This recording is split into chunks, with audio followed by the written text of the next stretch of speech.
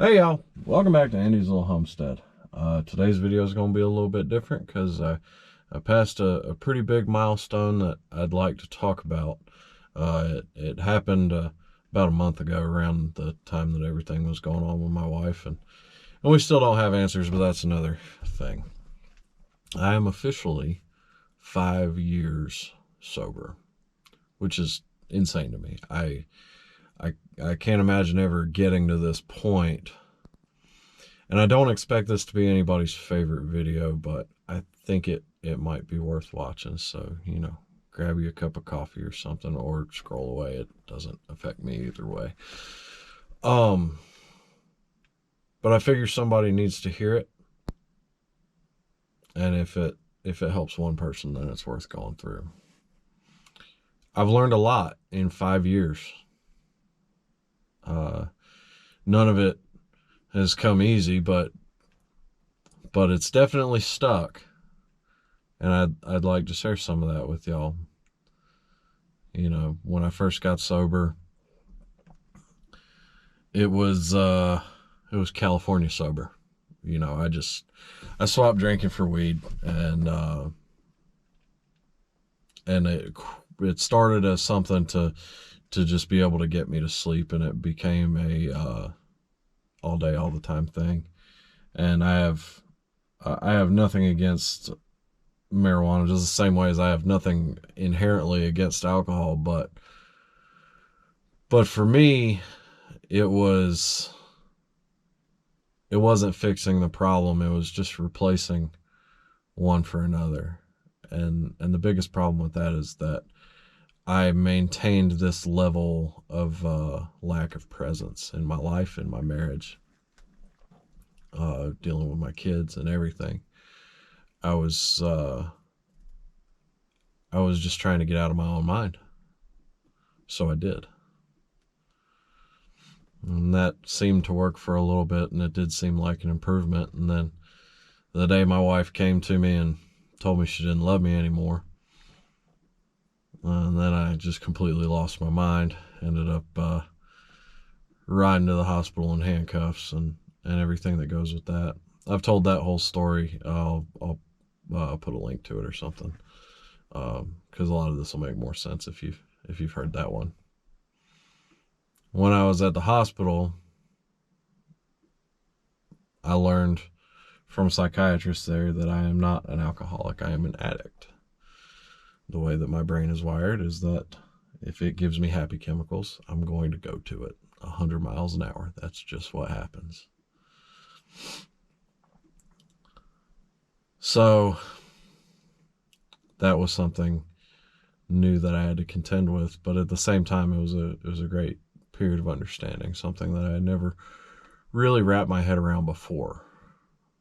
I look back at times when I was in the Coast Guard. I was absolutely addicted to working out. I'd get up and go run like 15 miles just for fun, just because. I didn't realize it was the result of some sort of addictive compulsion, but whatever. The results were good. But that was something new for me, and he told me, he's like, you can't change that. That's the way you're wired, but you can direct it. And that gave me a lot of hope. And it'd be nice if at that point it was just the big fun happily ever after, but it wasn't. And you see, as I moved on from that point, actually fully 100% sober, working on repairing my marriage, I started to see all these little areas that I missed out, that I could have done better in. Now everybody has ways that they can improve, but I really missed the mark. I learned that it wasn't good enough for me to just, go to work, provide, and then check out the rest of the time. My wife needed more than that. My kids needed more than that. So the damage had been done, and then she left. Now, she and I had actually planned on moving to Michigan. She just went and did it. This was after we had gone to counseling. This is after I had, made all kinds of changes, but damage was done. And that can be looked at from a million different perspectives. I think we're all just doing the best that we can. And was it right for my wife to leave after I had gotten sober and really turned things around and tried to improve? I don't know, and it does not matter. We all make decisions, and it lands where it lands. So, with her gone, me by myself back in North Carolina, I had planned on making the move too. And I worked, and I kept myself straight, kept myself in church, and surrounded myself with good people who would help me in the process. And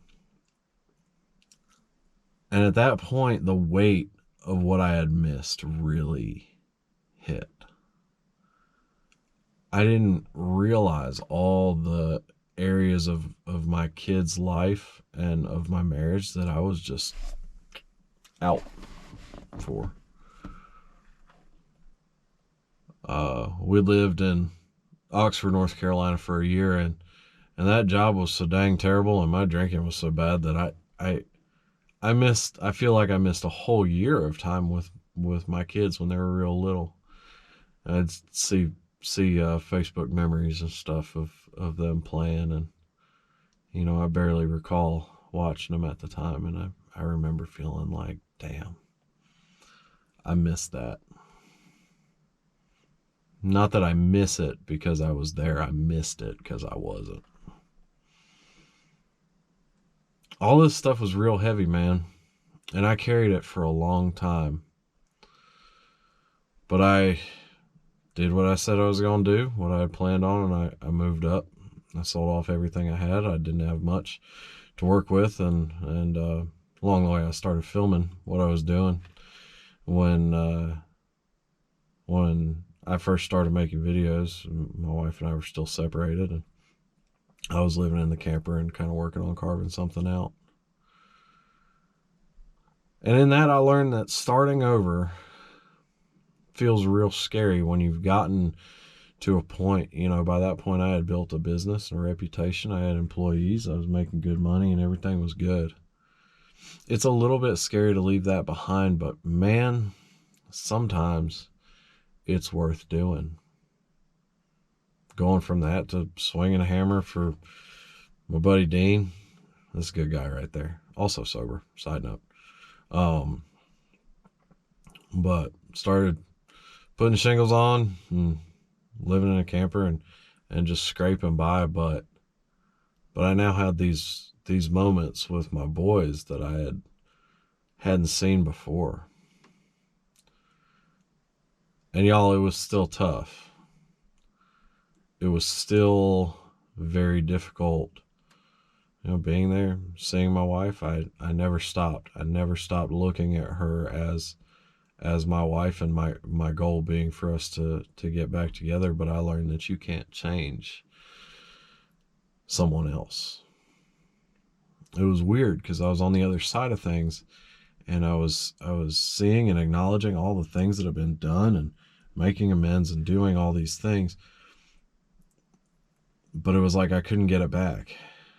And I prayed and I cried, and I asked God, like, God, bring this back together, man. Like, I can't do it.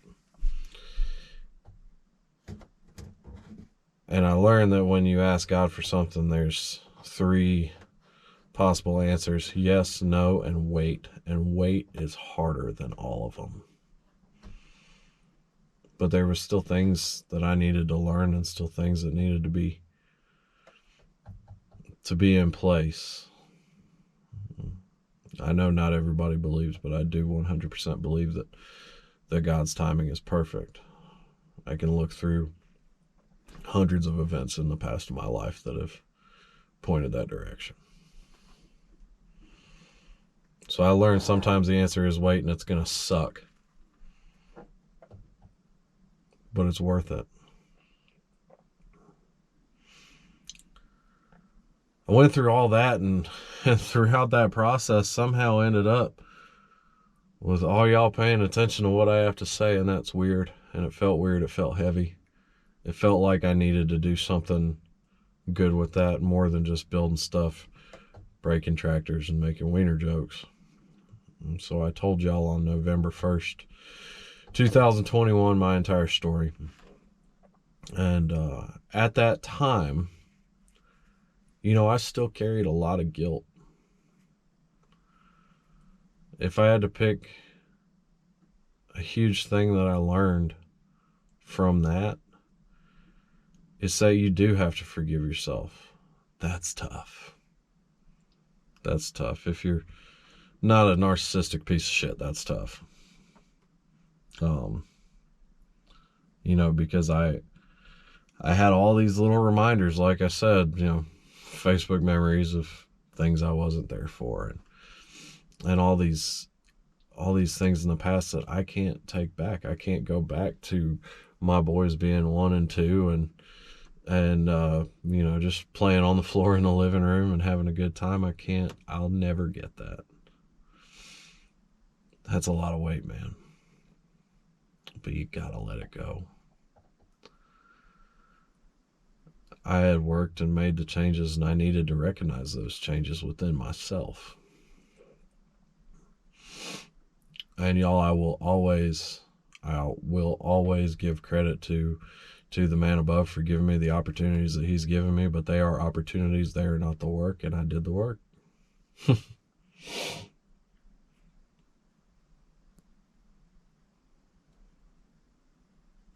Life is wild. Life is short when you look back at it, but y'all, life is incredibly long. And sometimes you'll think that you're on a path, home, wife, kids, business, set, and something will turn that on its head, and you will start over. But you don't see the whole picture. There are times where you're going to have to wait. There are times where you're going to have to recognize where you were the problem, and there are times where you're going to have to forgive yourself for being that problem. It's all part of the process. But today is worth living, and tomorrow is too. Even when you don't see where it's going, even if you don't feel like there's hope, there's always hope. Things change. So wake up, get dressed, get to work. It will be okay. I promise. I don't mean any of this to sound preachy. I'm the last person qualified to do any preaching, but like I said, if it helps one, it's worth putting out there. So I thank y'all for your time. I thank y'all for those who have watched all of this unfold from the beginning, man. Y'all are incredible. I get messages, I get support, I get so many things. It doesn't change the fact that my brain chemistry is still all fucked up or whatever. It's but it's a little bit of validation that I maybe doing something right, and that's okay. It's okay to enjoy that. So that's what I have to say to y'all today. As always, I hope y'all enjoyed, and I hope you learned something. I love you. God bless. Now, normally I end these things with a joke, and what I'm about to say is not a joke. If you got kids around, earmuffs. One of the other things that I learned was that booze was 100% taking my manhood away, and it was a slow, gradual process. But I do recall about a week into sobriety, I woke up, and y'all, for the first time since I was like 17, I could lift a can of paint without using my hands. That's all I'm gonna say. Maybe people don't want to talk about that part of things, but it's real.